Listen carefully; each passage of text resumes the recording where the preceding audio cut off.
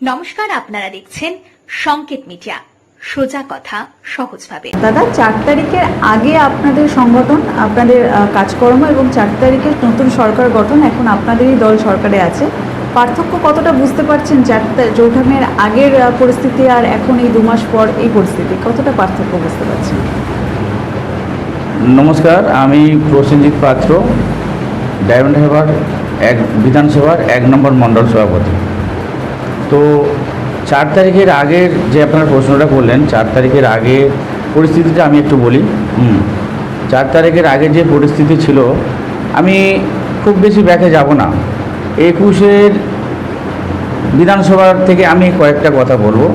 21-এ বিধানসভাতে যে অত্যাচার আমাদের হয়েছিল আমাদের ওপর, মানে অলরেডি আপনারা আমরা যে সাধুরহাটে এটা ব্রিজ, সাধুরহাটের পোল, এই সাধুরহাটের পোলেতেই একদম ঠিক এই পার্টি অফিসটা ঠিক 5 হাত দূরে আমাদের রাজু মণ্ডল নামে একজন, রাজু সামন্ত নামে একজন আমাদের কার্যকর্তা, তাকে পিটিয়ে মেরে দিয়েছিল শুধু 21 সালের ভোট পরবর্তী হিংসায়। তো এই রকম পরিস্থিতি আমাদের অগত্যভাবে মানে আমাদের উপর যে অত্যাচার হয়েছিল, মানে সেটা কল্পনাহীন। ডায়মন্ড হারবার ফলতার উপরে যে আক্রমণ হয়েছিল সেটা সীমাহীন। গোটা অল ওভার গোটা ভারতবর্ষে এরকম কোথাও দেখা যায়নি।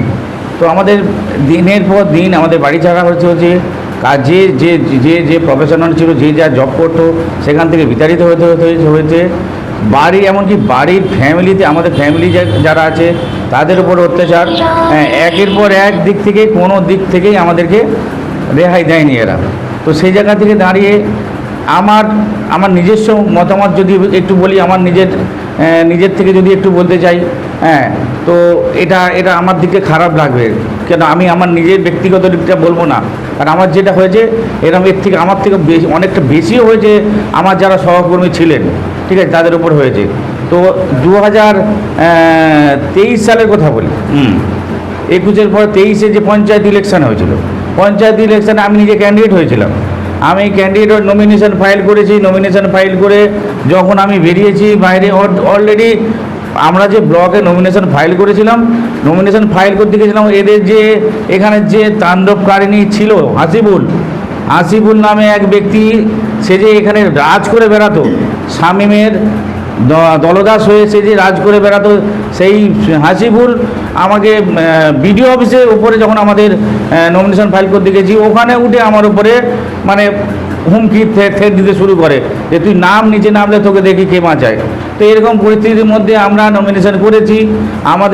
আমার আন্ডারে 3টে জিপি আছে, মাথুর অঞ্চল, নোটপুর অঞ্চল আর খোর্ধ অঞ্চল, 3টে অঞ্চলে আমরা চেষ্টা করেছি। তখন সেই মুহূর্তে আমি ওই 21 সালে আমি তখন এই 3টে অঞ্চলের দায়িত্ব ছিলাম না। তো আমি পঞ্চায়েতে আমি ক্যান্ডিডেট হয়েছিলাম। তা এই মতো অবস্থায় আমরা মাথুর জিপি থেকে, নোটপুর জিপি থেকে, খোর্ধ জিপি থেকে চেষ্টা করেছি যতটা পরিমাণে আমরা ক্যান্ডিডেট দাঁড় করানোর জন্য, ঠিক আছে, মানে নমিনেশন ফাইল করার জন্য। তো করেছি, নমিনেশন ফাইল করে বাইরে বেরিয়েছি, মানে প্রচণ্ড হারে আমার সঙ্গে অশান্তি, মানে মারামারি। সেই অবস্থায় সেখান থেকে পালিয়ে যাই, বাড়িতে থাকতে দেয়নি, বাড়ি থেকে পালিয়ে যেতে হয়েছে নমিনেশন উইথড্র করার জন্য। নমিনেশন উইথড্র করার দিন পেরোনোর পরে ফের যখন বাড়িতে এসেছি তখনও মারামারি। একের পর টাকার লোভ দেখিয়েছে আমাদেরকে যে আমরা এই টাকাটা দিচ্ছি, নমিনেশনটা উইথড্র করে নাও।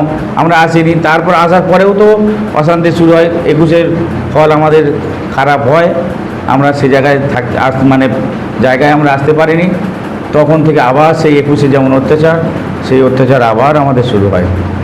সেই অত্যাচার পেতে আমরা কিন্তু আমাদের হাল কিন্তু আমরা ছেড়ে দিইনি। আমাদের সংগ্রাম, আমাদের সংগঠন কিন্তু আমরা যথেষ্ট পরিমাণে আমরা কিন্তু এগিয়ে নিয়ে চলেছি। মানুষ আমাদের পিছনে, আমাদের সামনাসামনি মানুষ আমাদের আসতে পারেনি, কিন্তু আমরা সমস্ত মানুষের মানে সহযোগিতাটা আমরা পেয়েছি। আজকে যে 26-এ যে আমাদের বিধানসভার যে 4 তারিখে যে আমরা যে ফলটা পেয়েছি, এটা কিন্তু জনগণের সমর্থনেই কিন্তু আজকে আমরা এই জয়লাভটা করতে পেরেছি।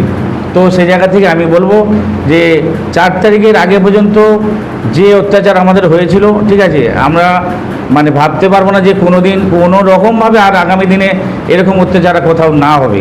তো এবারে আর একটা পার্ট বলি, 4 তারিখের পরের যে সিচুয়েশান, 4 তারিখের পরের সিচুয়েশন কি হয়েছে, এই যে সমস্ত ব্যক্তিগুলো যারা ছিল, যারা তৃণমূলের সঙ্গে যুক্ত ছিল, যারা তৃণমূলের সঙ্গে তৃণমূলের দুষ্কৃতীদের সঙ্গে বাড়ি বাড়ি গিয়ে অত্যাচার করেছিল, কাদের ভোটার কার্ড কেড়ে নিয়েছিল, কাদের আধার কার্ড কেড়ে নিয়েছিল, যাতে ভোটটা দিতে যেতে না পারে, বাড়ি থেকে হুমকি যে তুমি আজ ভোটটা দিয়ে আসবে, ভোটটা এমন এটাও বলছে আমাদের ফলতা ডায়মন্ড, এটাও বলেছে যে তুমি কোথায় ভোট দেবে সেটা কিন্তু আমরা দেখতে পাবো।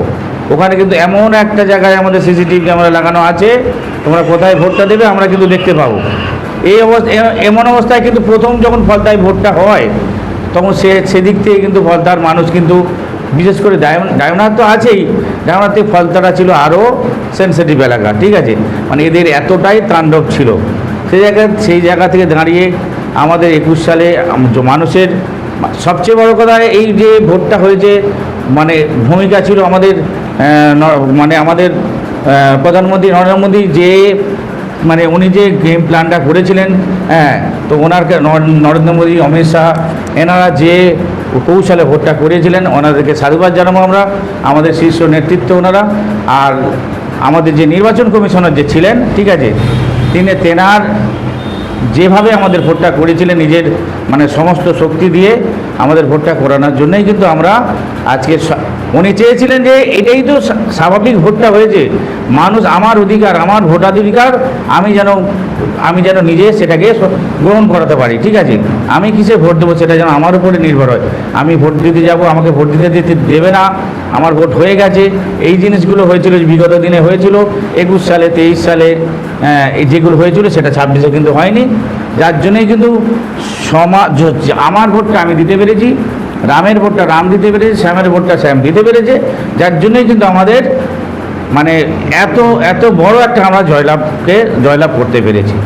এই প্রসঙ্গে আমি দুটো প্রশ্নে আসবো, যে শামীম আহমেদের কথা আপনি বললেন, যিনি এই মুহূর্তে মংরাত পশ্চিমের বিধায়কও বটে, তিনি এবং তার কর্মীরা যারা সেই সময় সন্ত্রাস করেছে, এবং এখন যখন আপনারা মুখ্যমন্ত্রী পেয়েছেন, মুখ্যমন্ত্রী বারে বারে বলেছে যে যারা এর আগে ভোটের পরবর্তী সময় হিংসা করেছে তাদের বিরুদ্ধে কড়া পদক্ষেপ নেওয়া হবে, তারা কিন্তু এখনও বাইরে রয়েছে। এটা নিয়ে কি আপনারা কোনো পদক্ষেপ নিচ্ছেন না বা কোথাও বলছেন না?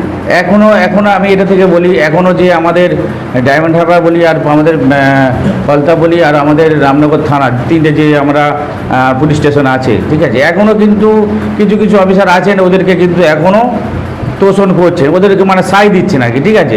তো সেই জায়গা থেকে দাঁড়িয়ে আমাদের নেতৃত্ব, আমাদের মুখ্যমন্ত্রী মাননীয় শ্রী শুভেন্দুবাবু, তেনার যে ইনস্ট্রাকশন আছে যে যারা অত্যাচার করেছিল, যারা তৃণমূলের হাতমাত বাহিনী, যারা মানুষের উপর অকথ্য ভাষায় অত্যাচার করেছিল, তাদের ছাড়া যাবে না, তাদের কোনো মতেই ছাড়া যাবে না তাদের।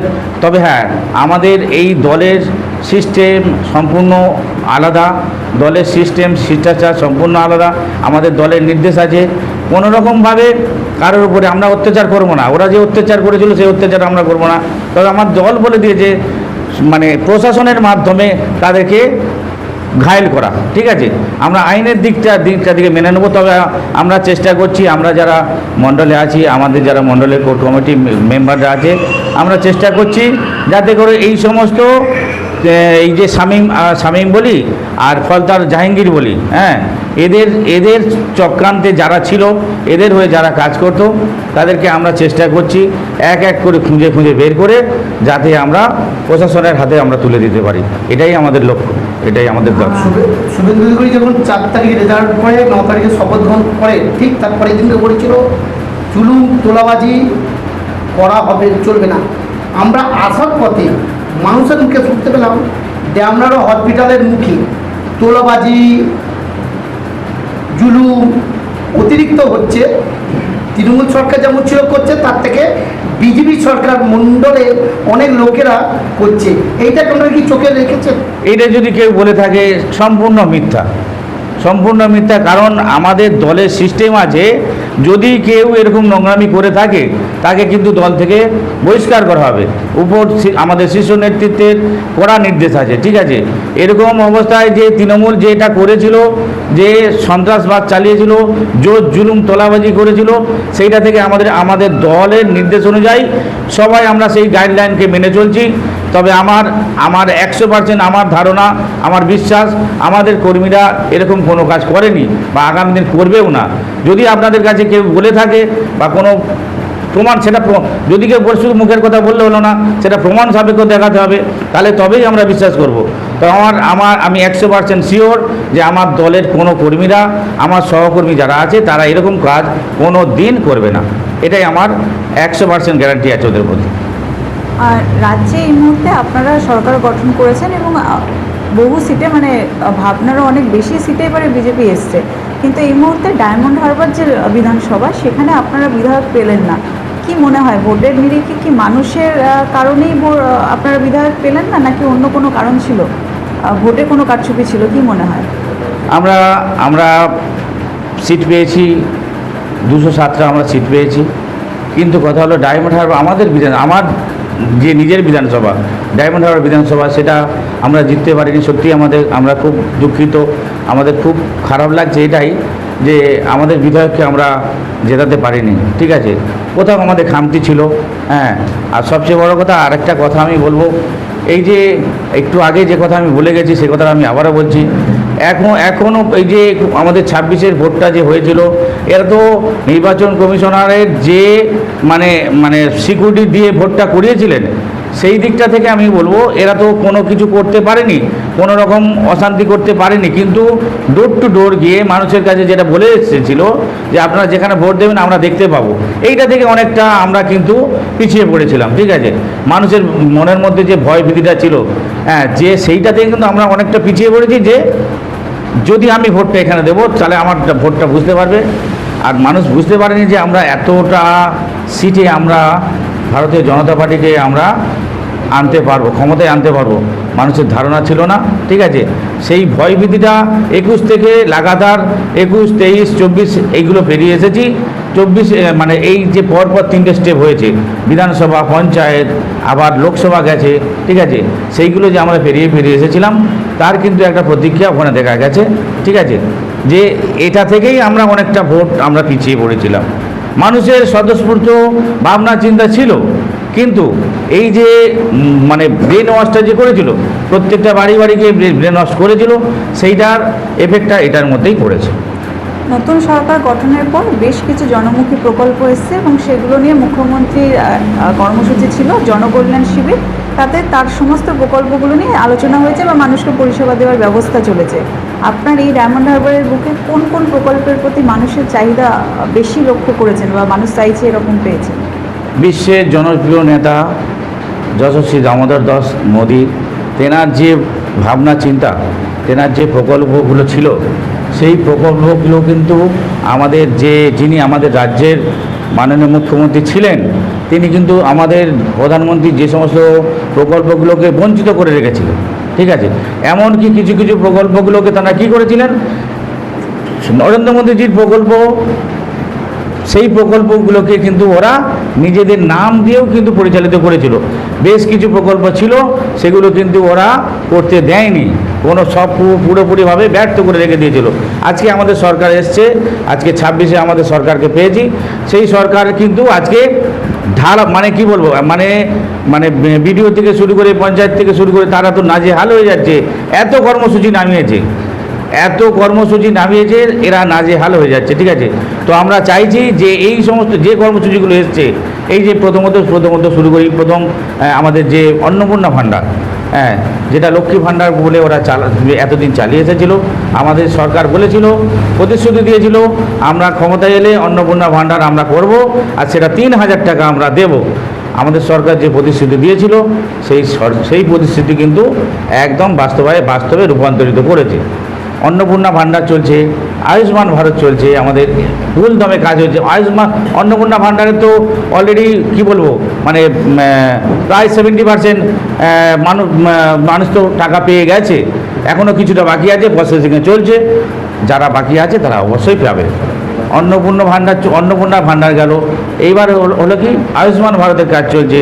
এই যে সবচেয়ে বড় কথা, আরেকটা জিনিসকে ওরা লুকিয়ে রেখেছিল, কোনো রকম করতেই যায়নি, বিশ্বকর্মা যোজনা। অলরেডি আমাদের কিছু ফর্ম ফিল আপ হয়েছে, মানে আমাদের যে ব্লক থেকে যে ওরা ক্যাম্প করিয়েছিলেন, সেই ক্যাম্পের মাধ্যমে বিশ্বকর্মা যোজনার ফর্ম ফিল আপ হয়েছিল। এখন পোর্টালটা বন্ধ আছে, খুলে যাবে, খুলে গেলে আবার ওটা আমরা পঞ্চায়েতে গিয়ে সেই পঞ্চায়েতের মাধ্যমে বুথে বুথে গিয়ে এই ক্যাম্পগুলো করাবো। বিধবা ভাতা থেকে বার্ধক্য ভাতা দিয়ে শুরু করে যেগুলো চলছিল সেগুলো আবার নতুন করে আপডেট করা হচ্ছে, ঠিক আছে। সমস্তগুলো যা কিছু প্রকল্প আছে কিনা সবটাই আমাদের সরকার দেন একদম নামিয়ে দিয়েছে, ঠিক আছে। মণ্ডল সভাপতি হিসাবে আপনার মণ্ডলের জন্য কি কি উন্নয়ন বা কি কি দাবি রাখবেন মুখ্যমন্ত্রীর কাছে, যেগুলো আপনার এলাকায় প্রয়োজন? মুখ্যমন্ত্রীর কাছে আমাদের দাবি এটাই থাকবে যে আমার যে 3টে মণ্ডল আছে, আমি আমার দিকটা থেকে বলবো, আমার পাশে যে মণ্ডল আছে সে তার কথাটা বলবে। আমি আমার দিকটা থেকে বলতে পারি, আমার আন্ডারে যে 3টে অঞ্চল আছে, সেই 3টে অঞ্চলের মানুষের যেন কোনো রকম কোনো সুযোগ সুবিধা থেকে তারা বঞ্চিত না হয়।